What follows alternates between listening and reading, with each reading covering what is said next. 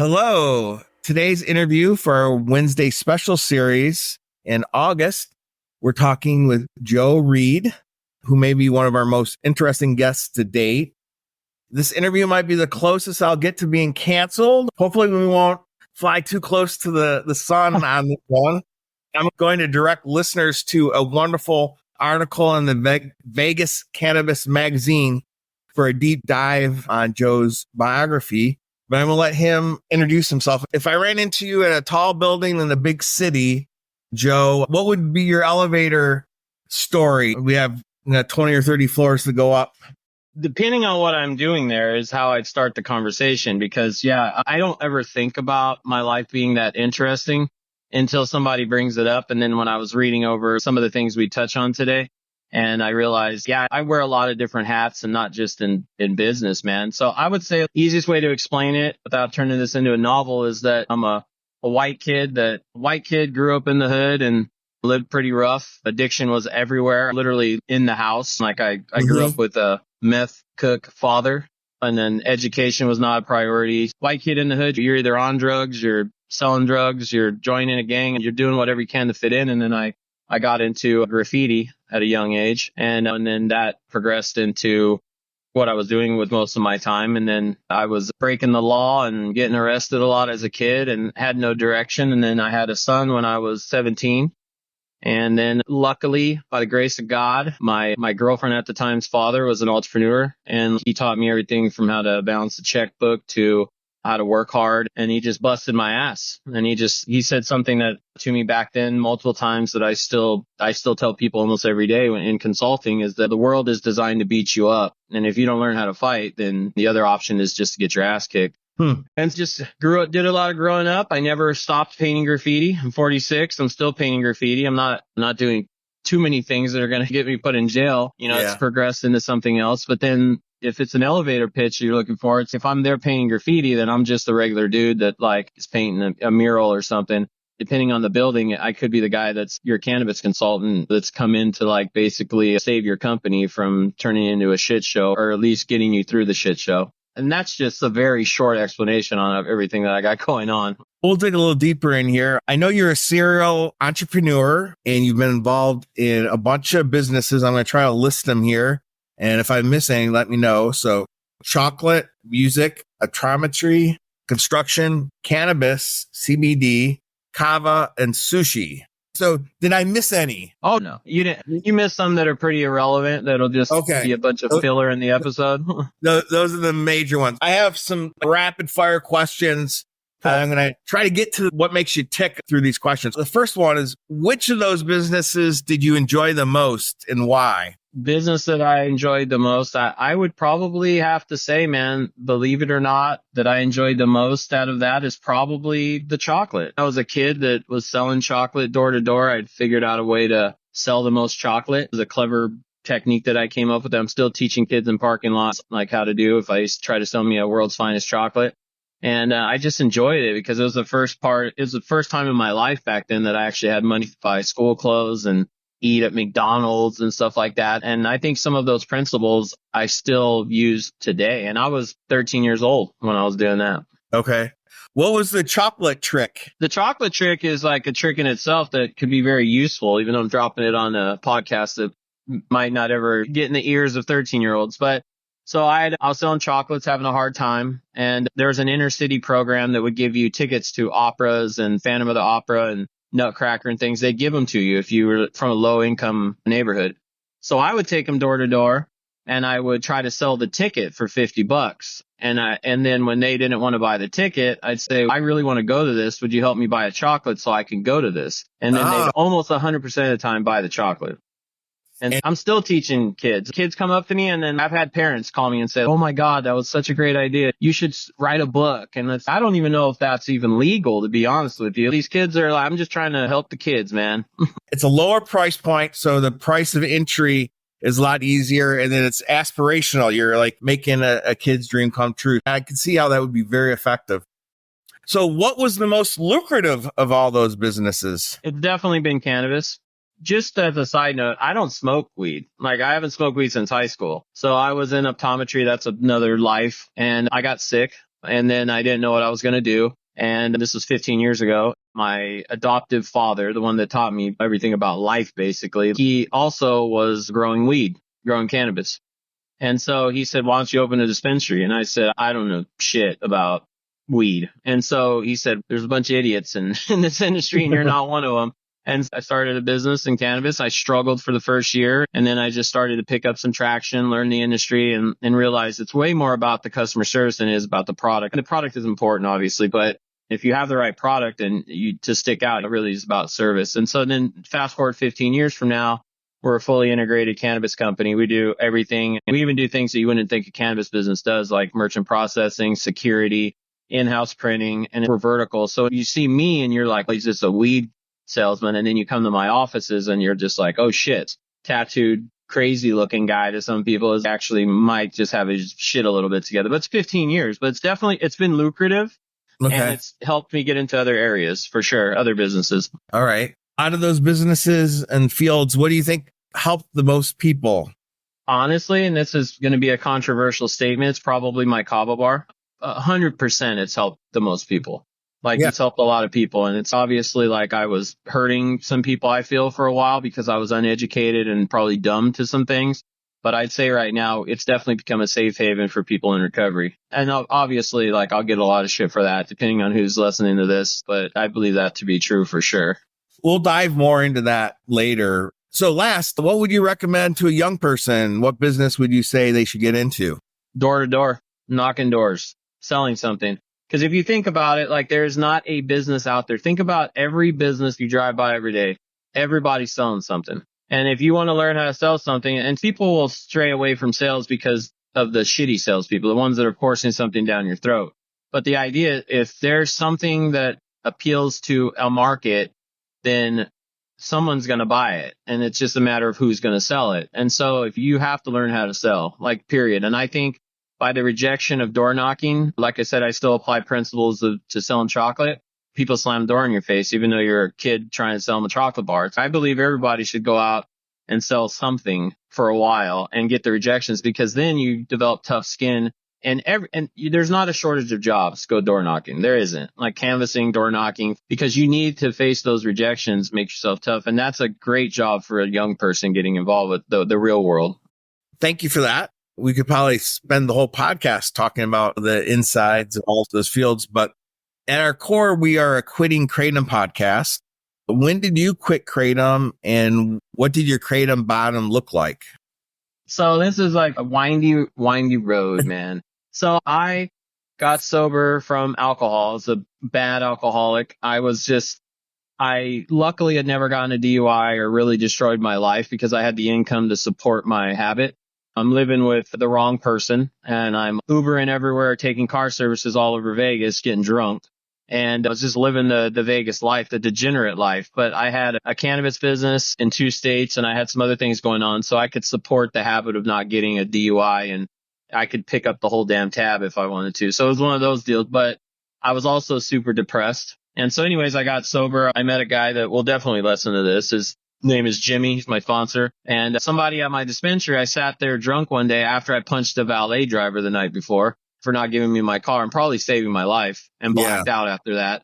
I called this guy Jimmy because an employee of mine said that he helped him get sober. I walk into Jimmy's office 4 hours later after crying and him calling me out on all my shit and telling me what kind of guy I was and how I was going to die one day. I went to my first AA meeting that night. I went to 90 meetings in 91 days. And then I was living with, she may or may not listen to this, but she's known in the industry that she's in. So I'm not going to put her name out there. She was watching a show called Love and Hip Hop, and she said they tried something called kava. So I found the only kava bar in Vegas. I went over there. I was introduced to kava, started drinking. I was Googling the shit out of it. I called my sponsor. He met me there the second night that I went there. And then I was at the kava bar spending like $200 a night trying to chase some high.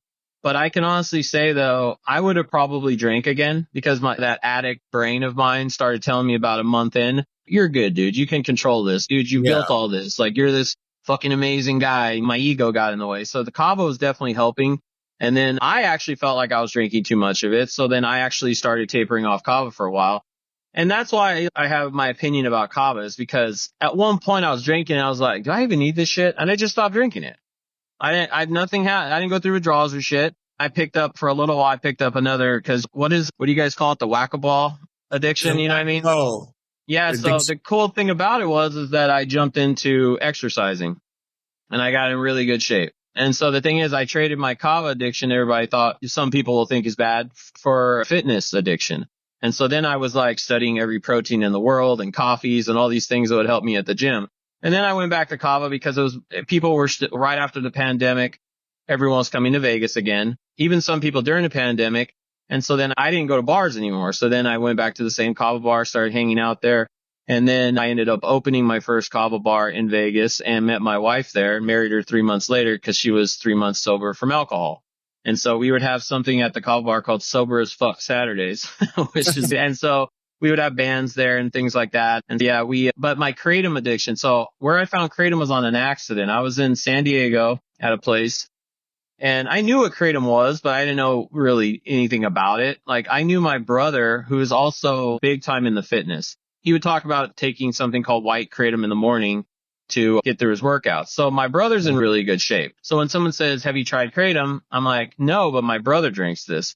So they gave me a kratom tea and I felt great. And I didn't even bother Googling it, nothing. And then it was a kava bar that gave it to me. So then immediately I jump in like full steam ahead. I actually started doing research and ignoring every bad thing said because there were so many bad things said about kava at the time. And so I just ignored everything and I just said, fuck it. I actually flew a kratom farmer over here and met with his family and actually started talking with them, doing business, Googled the biggest kratom brand out there, partnered with them. And then I was supposed to have somebody on my podcast. And the reason I didn't is because this gentleman, if I want to call him that or not, actually had these crazy ass demands on, I want to be put up in the, what did he say? The Wynn Hotel. I need like car service, all the shit. And I'm like, you're fucking crazy. You sell a fucking product, dude. You want to be on my podcast to help some people in recovery? Great. If not, cool. We're good. You know what I mean? And I was getting pretty deep into that. I have a podcast, Raised by Wolves podcast. And I left the old episodes up on purpose because I was very pro kratom. Like I was like, and I felt like shit. And so my kratom low really was, I was just casually doing it. Like I didn't drink the teas every day. It was just it was not a big thing. So I found Feel Free on Thanksgiving 2022. I went into a smoke shop that I do business with really to find like a last minute gift because I was going to someone's house that smoked weed. So I was like, shit, I usually would bring them weed. Honestly, I'm in the cannabis industry. Maybe I can jump in here, find a rolling tray, something cool for this last minute gift. And they said, hey, bro, you sell kava, right? I said, yeah. He said, here's a kava drink. I said, I bought 5 of them because I was like, I'm going to try these out. I'm going to give them some of my employees. So I drank one on the way there. And I remember telling my wife, I said, shit, but this is great. I wonder how much kava's in this because it's advertised as a kava tonic. I was like, whatever the hell, they might be using micronized. They're using something.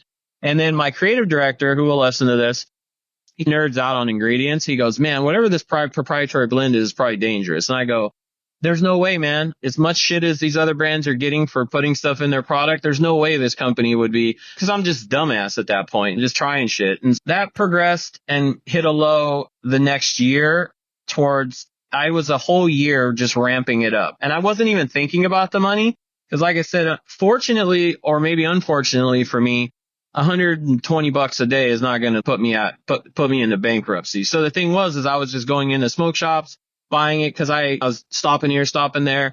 And I went into a really bad business deal last year with a public company. And I thought my problems were caused by being in that deal because I was under a microscope more than ever.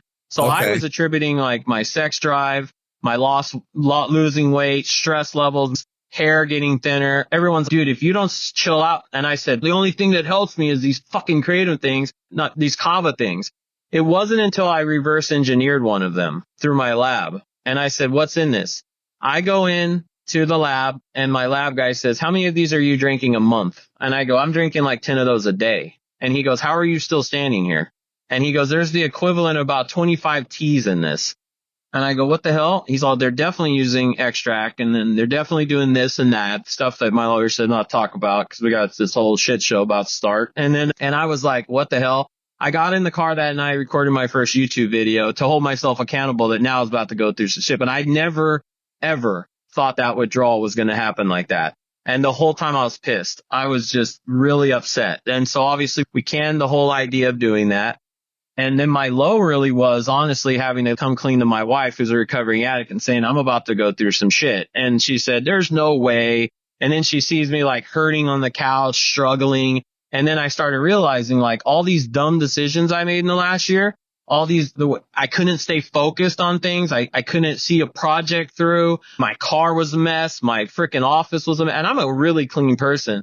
My health, I'd lost a bunch of muscle mass. And I said, holy shit. It's these fucking bottles. I'm sorry. I'm probably swear a little bit too much. I'm like, it's these fucking bottles, like these things. And so I didn't hit the norm. I don't think I hit the normal low, but everyone's recovery story is a little different, obviously. But I hit a low where, and then when I started like reflecting, I'm like, man, my wife's 10 years younger than me and she's attractive. So I was like, obviously like my libido's messed up from these things. And she at one point was asking if I was like seeing someone else because I was going to Vegas a lot. And I'm like, no, what the hell? I would have never married you. You're beautiful. You're like everything I want. My employees were asking if I was on drugs. They're like, are the doctors giving you something? What? I'm like, no, I'm not seeing any doctors. I'm good. I wasn't going to the gym, or I'd go to the gym. I get sidetracked with a phone call and leave the gym. And so my low was a little different. But the thing that pissed me off the most, honestly, was how many people I was giving these to, because I wasn't distributing them at that point, but I would go to the store and I buy like cases sometimes at a time and go to different places and say, here you go. I give them to my mom. Luckily only drank one and she still had some in the house. And when I told her about this, she threw them away. Wow. Luckily. But my wife had even at one point saying, hey, if you're going to grab a feel free, just grab me one. And she was only doing it once in a while because she's got her other coping mechanisms like working out, the kids, stuff like that.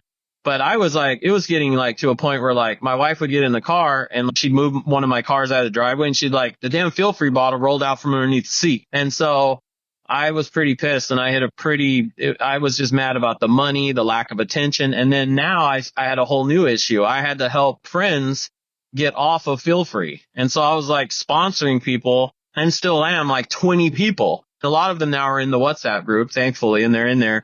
But man, it was tough. And then to have to go to my kava bar and say, guess what, guys, we're about to change everything up because this shit is like harmful and it's weaponized and we can't do this anymore. And that was like very controversial. But then sorry, I'm long winded here, but I, like an idiot, if you know anything, if you've watched any of my YouTube videos, Super Bowl, somebody bought me a feel free. And I wanted to be nice, thinking I hate these things. I'm never going to drink them again. I wanted to be nice because he took the time to buy me a feel free. I drank it like an idiot. And then for 2 weeks, luckily it's only about 2 weeks, I was drinking like 3 or 4 again a day. And then I hit up my wife, said, to be honest with you, I haven't been moody because you've done anything. I've been drinking feel frees again. She lost her shit, but she's very supportive. She said, looks like you're not going anywhere this weekend. So then I went through withdrawals, not as bad, thankfully, but I went through withdrawals all over again. And at that point is when I called my lawyer and I said, we need to start something. We need to stir up some shit, because the thing is that these things are so harmful. And hopefully that wasn't a too long-winded of a story there. Not at all. That sounds like that was around mid-February then. Yeah. So my quit date was December 29th from feel free, but then I relapsed whatever Super Bowl was. And then now I don't remember. I should remember this, but my mind was such other places, because I think what got me through the second withdrawal was how pissed I was that I knew I wanted to come out on the other end of it and make a difference, shake things up. Yeah. And thank God, Meredith, I started recording videos on YouTube again, and Meredith, who's been on the show, said, Joe, I watched your videos like when I was going through withdrawals. You need to get into this group. And then she plugged me into the WhatsApp group. And man, I was like, I had the TV on through the withdrawals, but I was pretty much in that group the whole time. I was just posting things and meeting people and talking to people like Ryan and Rami, and started like meeting other people on my YouTube videos and sending them straight to the group. You know what I mean? And then obviously found your podcast and started talking to you guys. And that really helped me big time. And I think that kept my mind so preoccupied on the second quit. But I don't remember. It's horrible because I don't remember the second quit date. And I tried a canned kratom drink just to taste it because somebody told me that there was no extract in it. And I said, you're full of shit. There's no way it has that much in it and it's extract. So I tried it, knew it right away. And then, of course, I don't feel like that's a relapse. I was proving a point. Again, that could be a slippery slope for some people. Yeah. And so I'd say that's around probably around March. March is probably my quit date. I watched a couple of your videos and getting up to 10 a day and everybody's bottom's different. We're not comparing each other. So it was very serious. Obviously your position on Kratom has evolved over time. And I know at one point at your kava bar, you sold Kratom. And if I understand right, that's changed, right? Yeah, it's changed. The supplements that helped me through, and I had to taper, it might have been the wrong way to approach it. I had to taper people off of it, I guess is the easiest way to say it, which was a lot of time and effort doing this. And I had to really have conversations with some people because what I did is the supplements that helped me to sleep and the supplements that helped me during the day, during the withdrawals, I created drinks that were made the Cup of Joe, which I didn't come up with. Cup of Joe, because I was drinking so much of it during my withdrawal. My wife started calling it the Cup of Joe. It's cacao, ashwagandha. It's 8 different functional mushrooms. And it's optional, but we can use a micronized kava in it as well. It depends on if someone's actually using it to come off of Kratom or if it's just a daily drink. And then our nightcap is magnesium, vitamin C, and ashwagandha. And we do an instant lemonade in there because it is an earthy taste. And that's also optional. Some people don't want the lemonade in there. And so now they've become 2 of the most popular drinks in the place. People started replacing, obviously, the Kratom. And then we're doing a lot more tea-based things. So some people say, I drink white Kratom for energy. Okay, cool. Now we have a green tea extract that we're using. And then, I want to relax. Well, we have a sleepy time tea or an Earl Grey tea. And so it's pretty cool to see the transition. And it's unique because we get a lot of people. We're Vegas. We're a melting pot.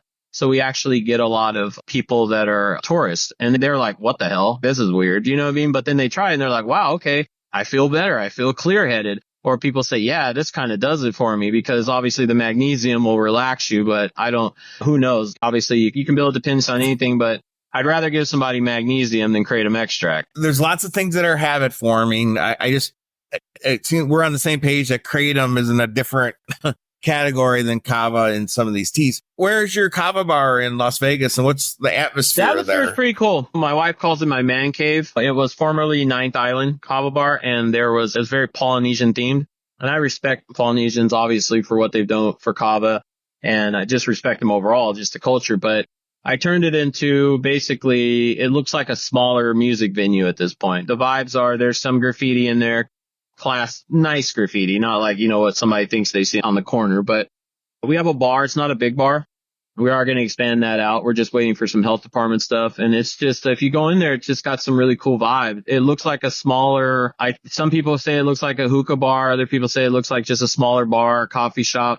The walls are all black. So there's that gloss black. There's some neon lights in there. There's TVs everywhere.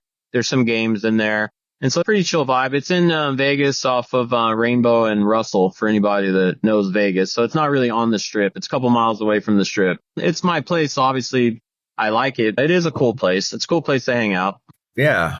Obviously, Feel Free we've had lots of people on this podcast talk about their struggles with it. We interviewed Scott Carney, who did the expose on botanic tonics. Any thoughts? Anything you want to say about that manufacturer? And that product? Shady, man. So I've developed relationships for something that we're stirring up a little bit with some ex-employees. And it's crazy that every single former employee that I've talked to has struggled. They're either struggling or struggled with Feel Free. And it is impossible for them to think that this is not an addictive product. When you have former employees that are part of lawsuits because they're addicted to this or their families, it just blows my mind. I just met a Feel Free rep 2 weeks ago and he said, I don't think I have a problem with these. And I go, okay, you might not. How many are you drinking a day? Dude, I'm drinking maybe on a really crazy day when I'm super stressed out, 5. I'm like, you don't think that much Kratom is a problem? And of course, my personality, thank God I have 2 lawyers because my personality is a little over top, but I'm like, dude, you're fucking insane. Dude, you're addicted to these things. This issue with Feel Free severed a relationship that potentially would have made me 6 figures a year because I got into an argument with another Kratom supplier that I was just about to go into business with, our Kratom distributor. And I said, dude, you're crazy and you have a problem and I will help you and I will still be in business with you. But this guy is no different than these assholes selling fentanyl on the corner down the street. I have a friend right now that is struggling getting off feel free right now that's probably texting me while I'm on this. She's a year clean off alcohol, beautiful woman, year clean off alcohol, has 2 kids, and is about to check herself in the rehab because she didn't have the same problem with that. And she is devastated that she's going to have to check herself in the rehab because she can't kick these. She's tried everything. She's tried Emily's products. She's tried everything. I've talked to her every single day, like through this. She keeps relapsing. It's 1 or 2 a day here, going back to a lot of kratom capsules. How in the hell can you you can fatten your pockets, but you can't buy back your soul? And it's like, how can you sell this shit knowing that? So this is a whole different category in itself. This isn't even kratom at this point. This is a weaponized product that they're turning kratom into. And I have a huge stance on that because if it was up to me, I would be deploying a lot of resources into making this guy's life miserable until literally he sent the goon squad after me. But the thing is that I'm doing this very tactfully. And I'm not naive. I might not do anything. But the thing is that there needs to be more people that are willing to say, look, this not only destroyed my life, but I want to join. If I have an extra hour a week, if I have an extra 30 minutes a week, I need to deploy some of my voice or something against these guys. It's one thing to recover. It's another thing to allow it to happen. And I'm just pissed if you can't tell because and now I'm helping out of my own pocket, my own friends get through this. And so I'm thankful that companies like Quick K, I've even had people recently say, now you're promoting a product that they're profiting on. Yeah, but they're going to spend hundreds of dollars in supplements trying to figure this out, or they're not going to know how to figure it out at all. And so if this helps you sleep an extra hour a night, helps you sleep an extra 30 minutes, helps you you're with a clearer head just to spend 10 more minutes with your kids while you're going through the withdrawals, then it's worth it. You know what I mean? And yeah, I almost destroyed my marriage because of these little blue bottles. I've taken this very personal. Without just really making it awkward for your listeners. That's my stance on it. We're going to have Emily on at the end of this month, and we're going to go over each ingredient in her product. And I know there's some mixed feelings about it, but I think it's a valuable option, and it's not overly expensive by any means. A supply for 1 month is the cost of most people's half a day. Feel-free addiction, yep. Feel-free spending. So they'd spend 60 times that on the feel-free product. So you started a group called Finally Free. This is going to sound bad, and my wife actually came up with that. She was like, you felt free, and now you're finally free. Or you were drinking feel free, you felt free, now you're finally free. And so I was like, man, I'm going to change one of my Instagram pages that was very pro-kratom to this page because I knew... Which is, again, I'm not suggesting that everybody has a personality like mine. It just works for me. But I was like, wow, I got about 150 pro-kratom followers on here. I'm about to shake things up a little bit. And again, I was advised not to do that, but I got a cease and desist immediately. And so I just decided, screw it. Instead of, on top of that, I walk into my lawyer's office and I said, what do you think I should do with this? He's all, do whatever you want with it. I threw it in the trash. And so then I actually posted the email. I set up an email specifically for cease and desist and put it in the description. And really what it was is I was about to start I was going to do a lot of testimonials from people coming off feel free and really poke the bear. But then my lawyer said, let's tone this back. Let's approach this a little bit more tactfully. And so I said, okay, I'm going to take your advice. So I'm peppering the internet with things just to stir shit up. But I've gotten some interesting messages that I had planned on talking about on here. My lawyers, you are absolutely not talking about these on there. And so it's interesting. And then I had a supplier coming into my kava bar. It supplies us with some kava products. And he was very pro feel free. And I said, he was literally unloading the shipment. And I said, load that shit back up and put it in the van. If you're supporting feel free by any means, I don't care if it's your income or not. I said, put it back in the van. And he was taken back. Don't you sell a lot of this stuff? I said, yeah, if I can't find it somewhere else, I'd sell a different product. That's how anti feel free I am at this point. I've stopped doing business with smoke shops because I send smoke shops a lot of business because we have delivery companies all over the place. And now I've just stopped doing business with them. So yeah, it's pretty interesting really where my stance is versus where I've heard other people are pissed off. But I think I'm probably in a different category at this point, how pissed off I am about these guys. A couple of weeks ago, we had Jimmy Price on. He talked about kava, and there's definitely a big difference between kava and kratom. Every time I've used kava, I was able to quit without much effort. I never had any withdrawals. I've just decided I'm not going to be drinking it on a regular basis. And some of our listeners need to just not use anything. But there is definitely is not this. I don't think it should be in the same bucket as kratom. They're both plants, and I know some of the justifications and rationalizations overlap. And I think Jimmy explained that very well, how a lot of the attributes of kava are projected onto kratom to make kratom sound safer and less addictive. But I know I've heard you talk about kava helping people in recovery and being an alternative. Why don't you talk a little bit about that? Yeah. If I felt after, I'm no doctor and I'm not a chemist or anything like that, but thankfully I have the ear of a few when I need it. And no one really seen this. I don't think anybody really seen the effects that kratom was really going to do to people. I think kratom itself should be taken off the shelves altogether. Now, do I think it should be banned? I think I share a stance that you have, is I don't think that there should be a complete prohibition for drugs. Ultimately, you can put whatever you want in your body, is my opinion, but it's not dosed properly. It's very addictive. It's been proven to be addictive. Now it's proven to be killing people. I really think that it should be reclassified, obviously, and maybe even prescribed, because it can help in addiction. I do believe that. But if you don't have rules to what you're putting in your body, if there's not some sort of rule book on how to take this stuff, it's horrible. Now, kava, on the other hand, and of course I'm pro kava, so it's a controversial statement, but for some people. But the thing is that I have had, it's one thing if it had been a few people, but there's literally been hundreds of people that I've introduced to kava that's used it to get off alcohol, and then they stop drinking kava because they don't like the way it tastes. You know what I mean? People that are on Feel Free that like the way it tastes, I'm using that as, or any kratom extract for that matter, that like the way that tastes, there's something wrong with them. They're taking it because they're trying to get an effect. To have 100, whatever the number is, of people that say, yeah, man, I just quit drinking. What do you suggest? Let's try some kava. And then after a while, I'm like, where you been? That shit tastes like garbage. It helped me get through the drinking issue. It's a whole different category. But people, again, they're grouping them together because kava bars started selling kratom. So, of course, now you decoupled them, or that episode was about decoupling them, and I thought it was great. I love that episode because that's what's next. They're going to say, okay, if T-bars started selling kratom, then now iced tea is like harmful. That's maybe an extreme, but I'm just saying you can't couple these things together and just assume that they have the same effects on people. So I'm very pro kava, but if it ever became weaponized the way that kratom is, by any means, I'd stop carrying it altogether. And so it's very interesting how people can get very cancel culture on a product because it's associated with the wrong people are associating with another product, if that makes sense.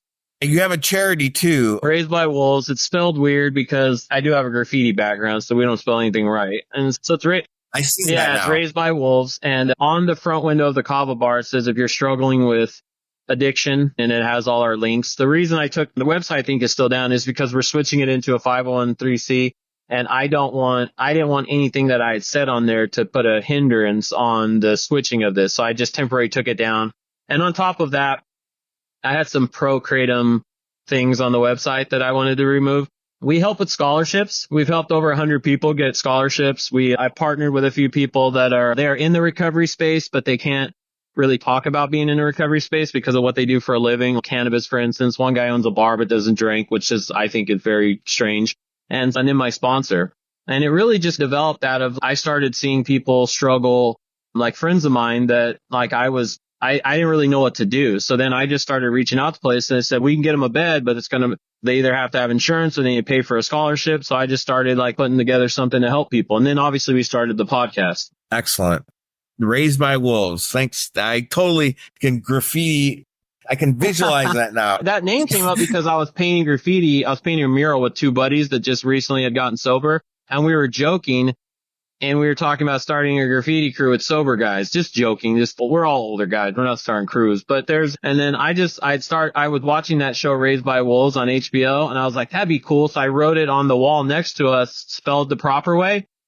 And then we started picking it apart. We're like, let's do RZD. And that's just how things are created in the graffiti world.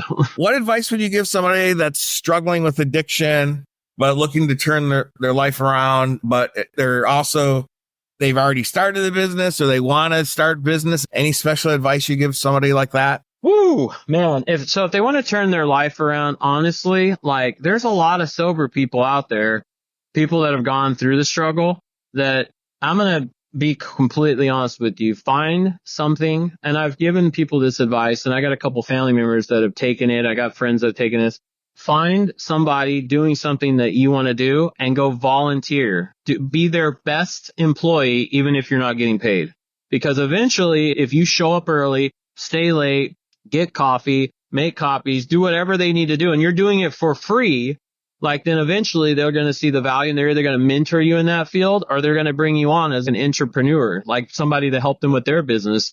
And if they're decent people, they're going to help you do the same. That's really what we do with my consulting business, is that I don't have any interns that are unpaid right now, but I take people that are struggling in the industry or trying to break into the industry and they think it's saturated, come into the industry, properly build out their brands and things. But now I'm involved with other businesses now because I've mentored people, and then they say, I'd really like to start this business. They were working for me either for next to nothing or free, or like I was paying them, just depending on the situation and like where they were coming from. And then I said, yeah, like I'll help you now. I've already shown you the ropes on like how to run a business. But I would say that the short answer to that, even though this wasn't short, was like I'm looking at a party supply place right now. If you wanted to get into party supplies, talk with the owner and say, I'll be your best employee, couple hours a day, whatever I can give you. And during that time, all I ask for is this: you show me how to start this type of business, or just show me how to run your business. And who's going to give a hardworking person that's willing to work for free not a chance? You know what I mean? Unless they just come off wrong. And I think you're going to give up a little bit of time, but hell, we give a lot of time to college and then end up with $80,000 debt at the end. You know what I mean? At least when you got professors, that's a whole other story. And I'm educated, so I can say this shit, is that you spend all this money learning from people that's never ran a business before. So why not go there and volunteer your time at somebody running a successful business? And then I think when you're getting your life back on track in recovery, you want to start new while you're looking for a paid job, and so you don't have to go into that. You might only temporarily have to go into a field that you don't like.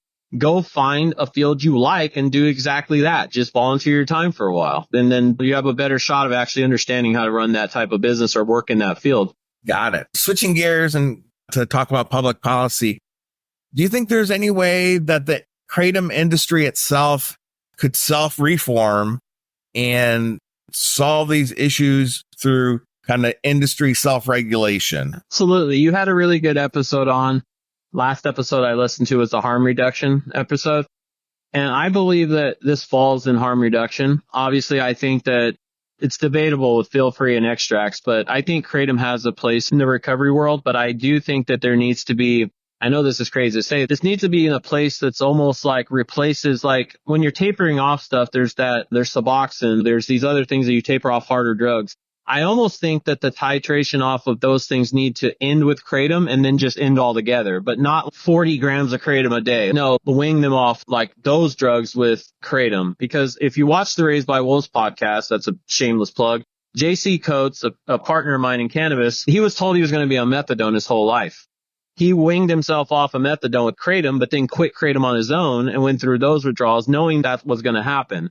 So I do think there's a place, because they said it was easier for him to get off the kratom than it was the methadone. So I do believe there's a place, and I do think it needs to change, but it's going to take people shaking the tree a little bit. There's going to need more testimonials, more media behind this, or else it will probably not happen for a long time. Being in the cannabis industry in California, are there any lessons from learning the way cannabis is regulated that could be applied to kratom regulation? Absolutely. I think it should be very similar. You had a guest on that works in, I think, the compliance side of cannabis. I believe her mom fatally lost her mom.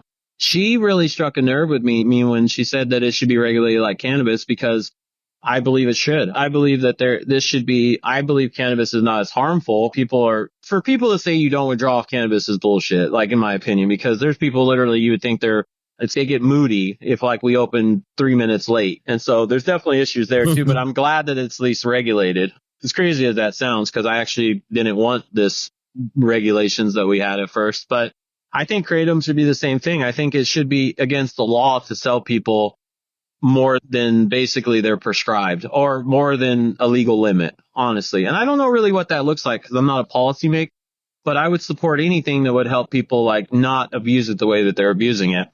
In the cannabis industry, is it very transparent who owns the company and how is that all publicly available? Absolutely. Yeah. There's no hiding behind the veil. Some of these companies, like I was going into business with the kratom supplier.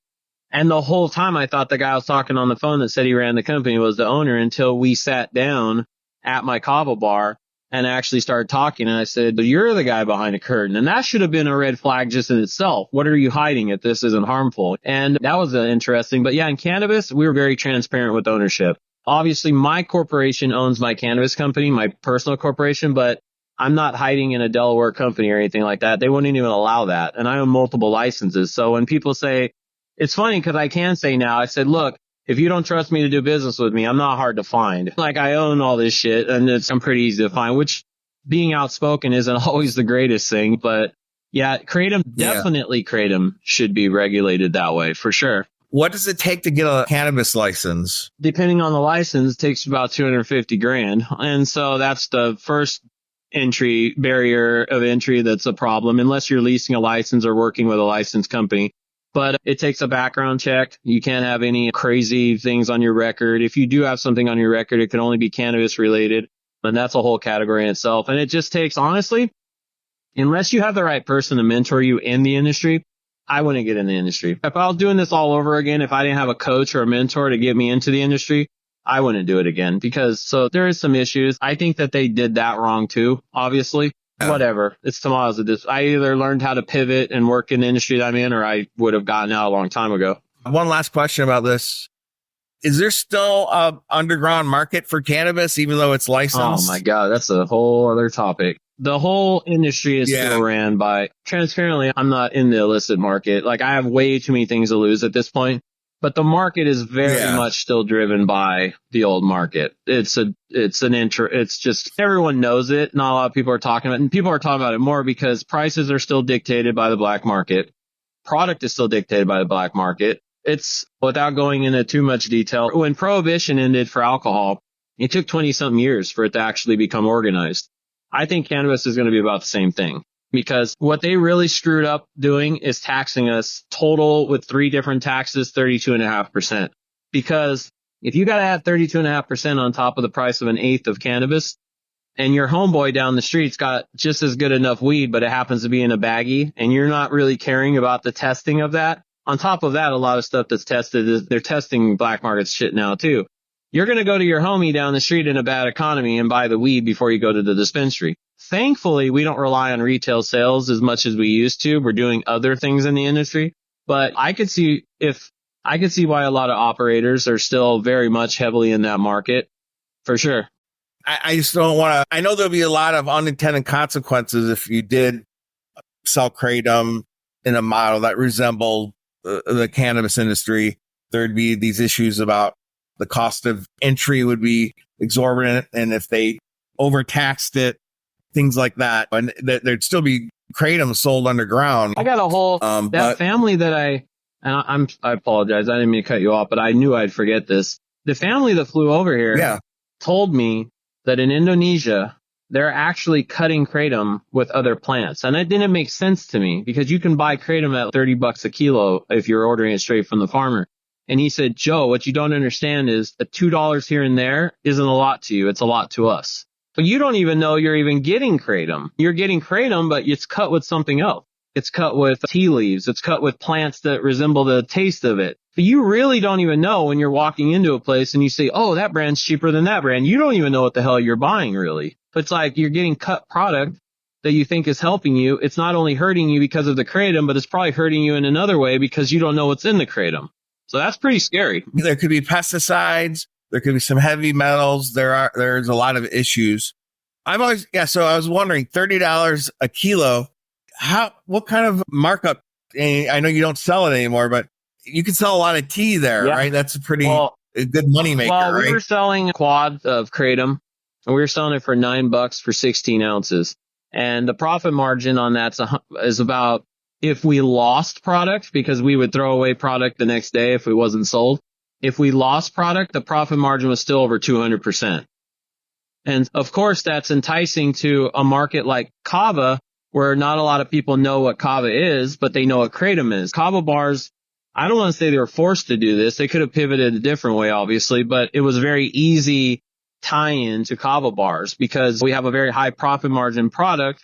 People seem to like it just as much as kava or more. So obviously it was enticing to them, and that's why everybody jumped on it. I jumped on it. Obviously, I'm in business to make money.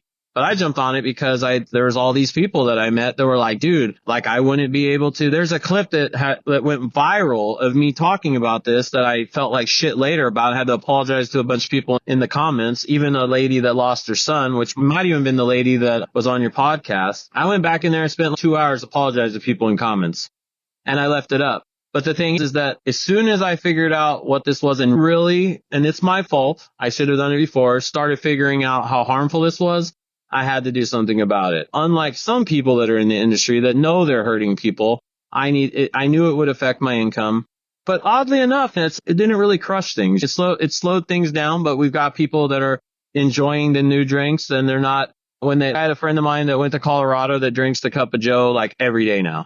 He goes to Colorado. I said, how was your withdrawals off the Cup of Joe? And he laughed. He was just like, I didn't have any. I was like, exactly. And so I feel like there needs to be more kava bars. There's some kava bars have actually reached out to me about not caring anymore and what my opinion is. So I like the group that I've started talking to about switching things up. That's excellent. That's some internal reform without the help of government. I hope the Cup of Joe and the nightcap alternative to kratom drinks keep growing. And on a lighter note, just to get a little personal, do you have any pets? I have 2 cats. I have a 12-year-old cat that my wife brought home a couple of years ago. So he's like 12. We think he's 12. He's old cat. And then I have a fat black cat that my stepkids brought home and surprised me with. And then my stepbrother, who's doing great in recovery, I got him into a scholarship, got him into a program. He had a drinking problem. He's an alcoholic, but he's doing great in recovery. I'm turtle setting for him right now. Yeah, I have a kitten, about 2 years old, a little petite calico, short hair. I had a cat for 15 years and a pit bull for 15 years that got along. And I think the pit bull actually, he passed away right after the cat. I think half of it was he died of loneliness because he lost his friend. It's crazy. I bet. What kind of music do you listen to? I'm all over the place. So I'm a big metalhead, honestly. Like, I love heavy metal. I was a music promoter before I got into optometry, and I worked for bands. I worked on the Warped Tour for a while. I was in bands when I was younger. I do like metal, but I do like jazz. I like underground hip hop, a little bit of everything. I'm a big concert guy when I can actually get away and actually go to them.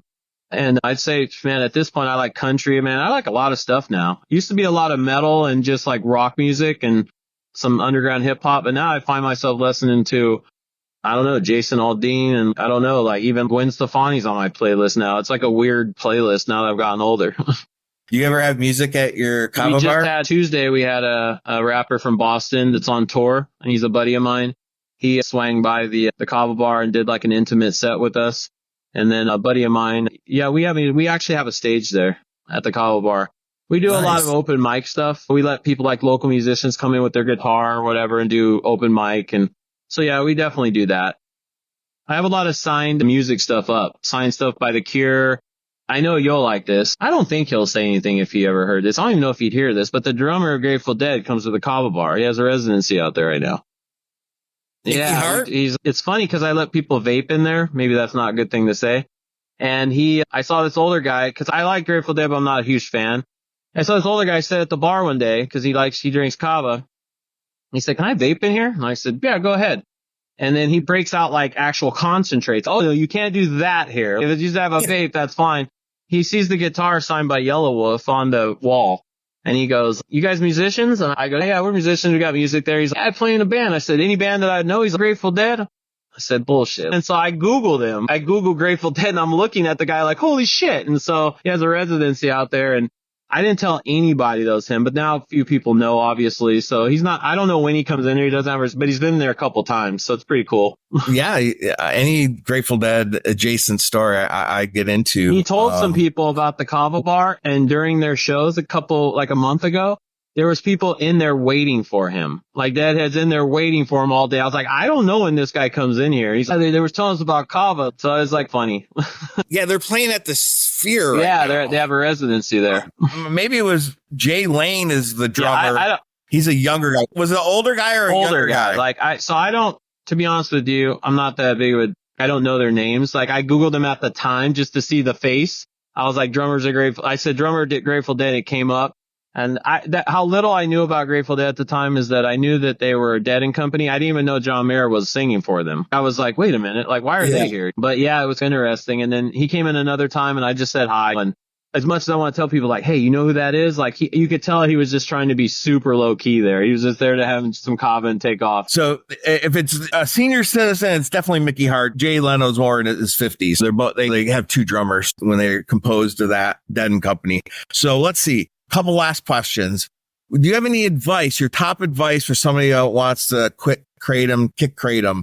Your top tip? That's such a tough one because everyone is so different. Even the people I'm helping now, I think you're going to have to embrace the suck. The only way that I really mentally prepared myself, I don't think I ever had gotten COVID. I might have and just never tested for it, but I just tell people like, look, you remember when everyone was sick as hell at home and thought they were going to die? There was nothing they could really do about it. Nothing was really helping them. You're going to have to act mentally. There isn't a fix it all and going to the store and getting another feel for you. You're just going to have to embrace this suck, take a lot of hot showers, take a lot of cold baths, whatever your body's telling you.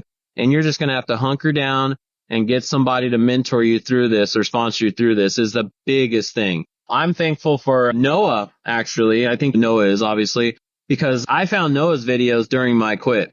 And then it was awesome because he speaks openly about this. It's awesome that I was able to reach out to him and talk to him when he was going through his relapse and plug him into the WhatsApp group because I felt like I was giving back to the guy that I watched all his videos during my quit. Yeah. So that was like super meaningful. And then there's been some guys that are in there and girls that are in there now. And I love seeing them. So they interact so much because I'll go there and I don't want to interrupt people's conversations, but I'm in there every day just looking at what people's doing, the newcomers. And it's cool to see people that I referred to the group that are like talking about 28 days clean, talking about 2 months, 3 months clean that like I sent to that group. It makes me feel like it's working. You know what I mean? And it's amazing. I believe Cooper started that group, right? Cooper did in January. Yeah. Embrace the suck. I think we could make t-shirts of that. So you're going to go through it and it's going to suck. But man, it's like what I tell people all the time. If someone was going into your house and taking $100 away from your family every single day and potentially going to kill you, what would you do to fight them? Oh, anything I could. I'd kill them. I'd stab them. I said, then you need to think about this product as that because that's exactly what it's doing is it's stealing your life away from you, your money away from you. And all you got to do, not that this is easy, is just choose not to do it. And I know that's a crazy statement because we don't just choose to do it to begin with, but you're just going to have to embrace it and get through it because it's taking your life away and your loved ones. It's going to take you from your loved ones. That $120 a day habit, that's like $1,000 a week almost. That just on the money itself, let alone the health and then the mental anguish. And then when you're doing it, those many, you're hiding it. You're lying and you're in deep denial. You're losing all this hair, but it's not the feel free. So the average household income, I don't remember what year this statistic was taken. The average household income in California it's less than $100,000. It's somewhere between 60 and 80, I think. The average household, which is crazy in California. Obviously, they're taking the lower and the higher and putting it together. But if you're spending $40,000 a year on feel free and your household income is 60, it literally is stealing your life away from you. It's taking food out of your kid's mouth. It's taking relationships away, Christmas presents, everything else. And you've had people on your podcast that said just that. The girl that was just on there, and I'm bad with remembering names, that said that she went through. Chris. Yeah, Chris. She said that lost her job, crashed her car, and then still relapsed because this shit is so powerful. So this is a whole different category in itself that's not being recognized because of money, lobbyists and everything else. And it's crazy, man, how these people can sleep and be okay with it. Blows my mind. Before we say goodbye, is there a question I didn't ask you or something you want to say to close out? I honestly would just say, man, that I really appreciate this podcast. I appreciate what you're doing. There needs to be a voice, and you guys are our voice. And I listened to your very first episode. I could tell that you're nervous about doing it, but man, the greatest things in life come from stepping out of your comfort zone. And you've definitely stepped out of your comfort zone from what I can tell to do this. And you're doing a great job. The WhatsApp group, the Reddit group, that's just the tip of the iceberg. We're going to look back hopefully in 10 years from now and remember the dark days. And one time they thought Oxy was the miracle cure. They made documentaries about it. And we're going to look back and go, how the hell was I willingly walking into a 7-Eleven buying these things? So just keep doing the good work and then get well and give back, just like any other recovery program. You got to do the work and you're not fully recovered until you give it back. That's all I suggest. Thank you. Great way to end things. Thanks, guys.